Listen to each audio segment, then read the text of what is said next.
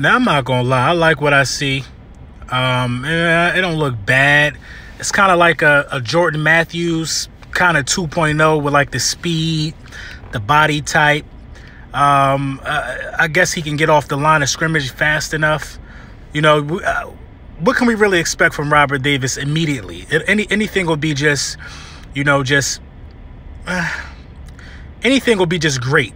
You know, we got a depleted wide receiving core. He's here for a reason. I think he can make some noise. I do. I think he can make some noise. He needs some of the necessary reps with Carson. He doesn't look like he's out there dropping any passes. You know, yeah, he's big and athletic, man. I like that. I like that, man. I like that. He was able to show some stuff in game too, though, man. But let's see how this go, though.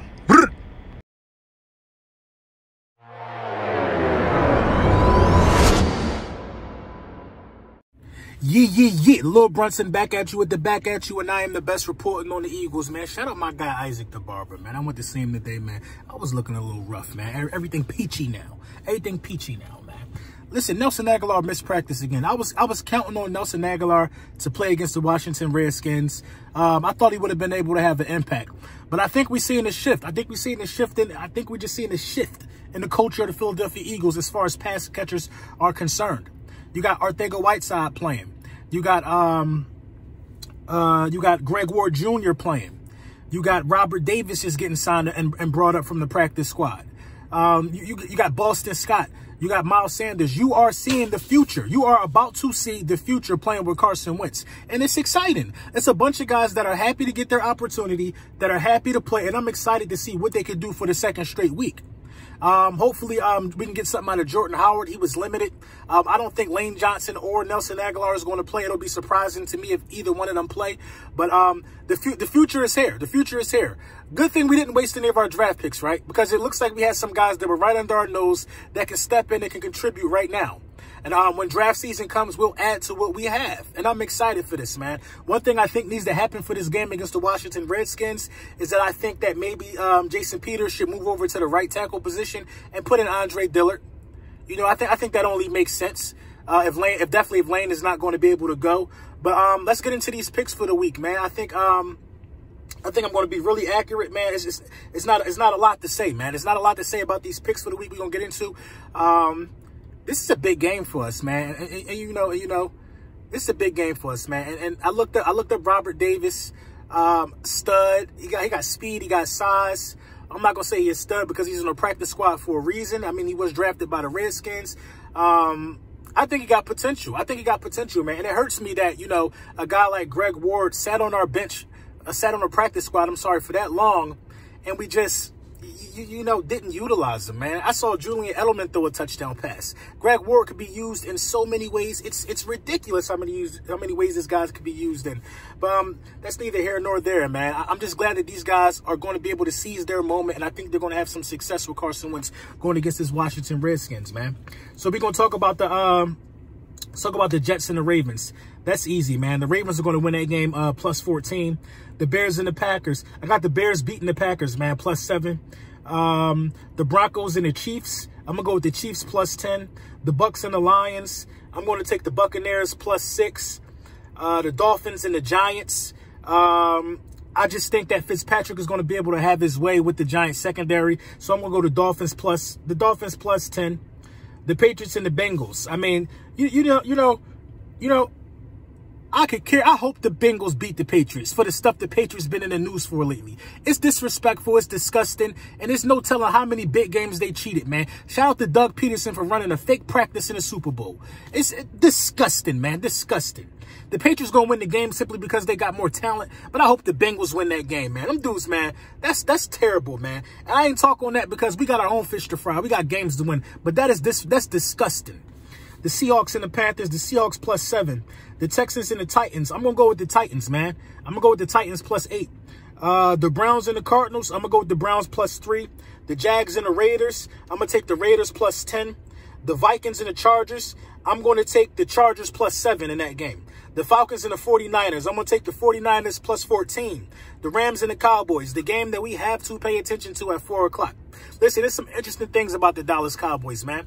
If you're a team over 500, you got a high chance of beating them, 100% chance. If you hold them to under 30 points, you got a 100% chance of beating them. You know what I mean? The Dallas Cowboys have not won a game when they didn't score 30 or more points. There's a lot of stats that these Dallas Cowboys dudes like to brush under the rug. Like this one, which is very, very interesting to me. Very interesting to me. Dak Prescott don't have not one fourth quarter comeback this season.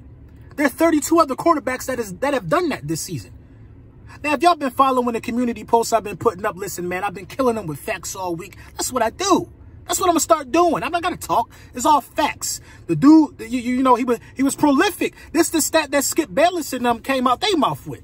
This what they crowned him as the comeback king. Now he ain't got not one fourth quarter comeback. We don't hear no more about how important the fourth quarter comeback is, right? He ain't got no fourth quarter comebacks. He ain't win a game where they didn't score over 30 points in the game. And he ain't beat a team over 500. Dak Prescott and the Dallas Cowboys passing attack is the extreme definition of an empty calorie stat category. I'll explain. What good is leading the league in passing yards if you 6 and 7? A lot of those yards came against trash teams that you were easily able to score 30 against.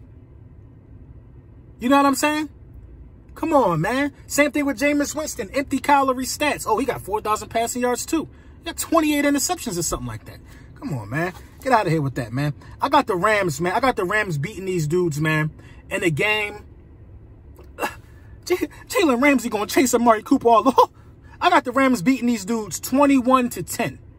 21-10, I got the Rams beating the Dallas Cowboys. If you could take away Zeke and Jalen Ramsey going to take away Amari Cooper, oh, it's going to be a beautiful game to watch, man. I can't wait for that one, man. The Bills and the Steelers, I'm going to go with the Steelers in that game plus 10. And the Colts and the Saints, I'm going to go with the Saints in that game plus 14.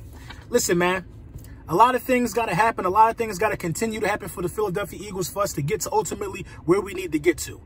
Now, for Carson Wentz to be in a position that he in with quarterbacks, listen, it's important that we bringing guys up from the practice squad right now. Everybody want to say go get AB. At this point in the season, you need people that know the playbook. So I understand getting guys from the practice squad now. If you was going to get AB, it had to be around week 7, week 8 or something like that when you first knew you needed help. I understand it now. I want to go down with what we got. I don't want nobody. We don't need to outsource nothing. Nobody don't need to be learning the playbook right now. Greg Ward and them dudes know the playbook. Arthega Whiteside know the playbook. It's time. Carson Wentz put the team on his back last week. Every win that Carson Wentz get with these guys is a monumental win, in my opinion, man. They could try to downplay it. They could say whatever they want. Everything Carson Wentz do from this point out as far as winning games is huge. It's huge. It's huge. Lamar Jackson lead the league with 28 touchdowns. We talked about that. Carson Wentz on his bumper with 22. With practice squad wide receivers. Who else in the NFL got 2 guys starting or 2 guys that's going to get playing time that came from the practice squad? Carson Wentz's offensive attack got 3 players in the practice squad. Boston Scott. Come on, man. You know the vibes. You know the rest. A lot of practice. 4, I think. Perkins. It's a lot of dudes that came up from the practice squad, man. And Carson Wentz is working with them dudes, man. So, you know what I mean? Let me know what you think in the comments about the picks, man. I'm ready for Thursday Night Football.